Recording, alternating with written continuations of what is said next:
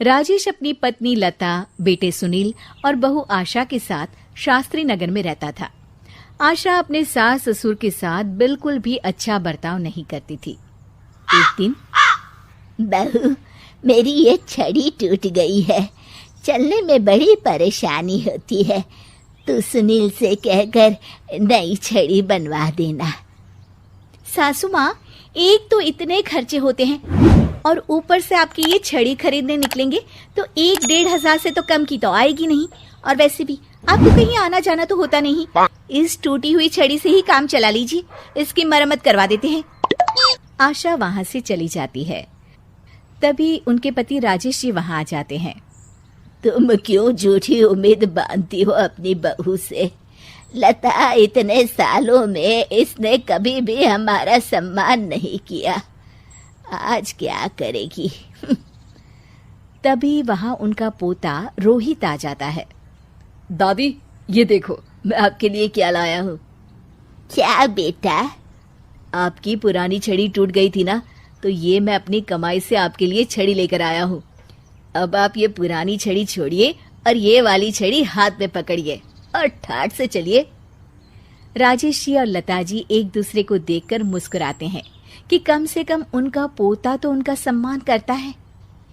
एक दिन सुनील अपने पिता के पास आता है और कहता है, पिताजी, आपने हमारा पुराना वाला घर अभी तक क्यों रखा है?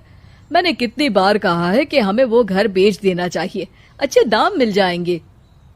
मैं भी तो कितनी बार कह चुका हूँ कि वो घर मेरे जीते जी नहीं बिक सकता, वो हमारा पुश्तैनी घर है। ओफो पिताजी, कब तक इन पुश्तैनी घर को संभाल के रखेंगे? अब छोड़ भी दीजिए मोह माया, आपके पूजा पाठ के दिन है, कहाँ आप एक घर के मोह में लगे हुए हैं। घर का मोह नहीं है बेटा, कुछ चंद यादें हैं, उनका मोह है, पर तुम ये बात नहीं समझोगे। आपसे तो बात करना ही बेकार है। लता जी और राजेश जी अपने बहू बेटे के इस दुर्व्यवहार से बहुत दुखी होते हैं। उनके बहू बेटे उनके साथ दुश्मनों जैसा बर्ताव करते थे। एक दिन जब रोहित घर आया तो देखता है कि उसकी माँ आशा अपनी सास को भला बुरा कह रही होती है। हाँ, आप दोनों ने तो हद कर रखी है, बस हर वक्त कोई ना कोई मांग रहती है आपकी। अरे बहू, मैंने तो बस इतना ही कहा कि तेरे ससुर जी को ठंडे पानी से नहाने में तकलीफ होती है, तो इनके लिए गर्म पानी कर दिया कर। अगर मेरे हाथ पांव चल रहे होते ना, तो मैं ही कर देती, तुझसे ना कहती। हाथ पांव तो अभी भी चलते हैं सासू माँ आपके, बस आप चलाती नहीं है।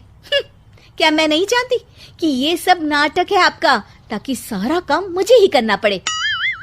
आशा वहां से चली जाती है और रोहित अपनी दादी के साथ इतना दुर्व्यवहार होता देख गुस्से से तिल मिला जाता है।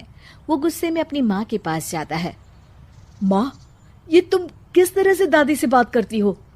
अरे तुझे नहीं पता बेटा, उनके तो 50 नाटक रहते हैं।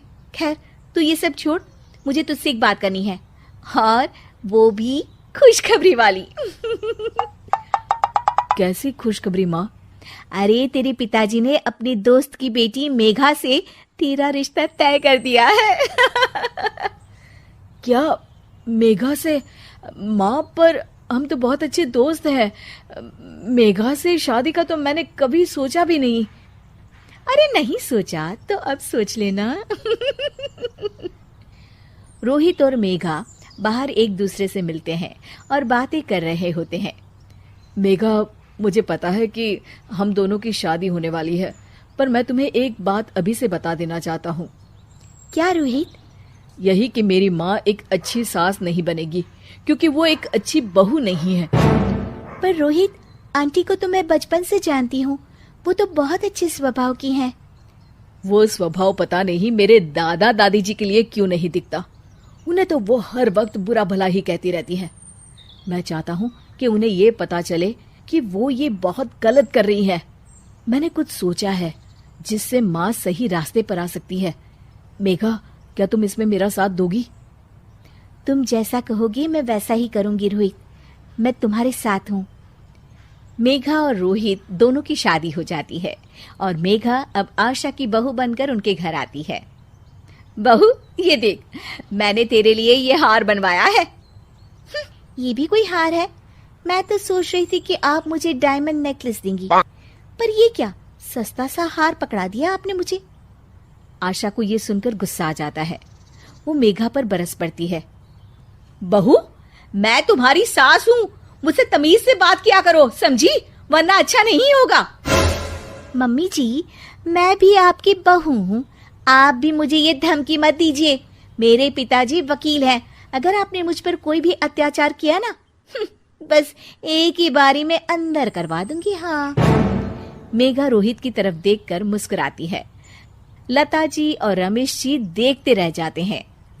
मेघा कैसे अपनी सास को उन्हीं की भाषा में उनकी गलती का एहसास दिलाती है। जानने के लिए देखिए जैसे को तैसा पार्ट 2।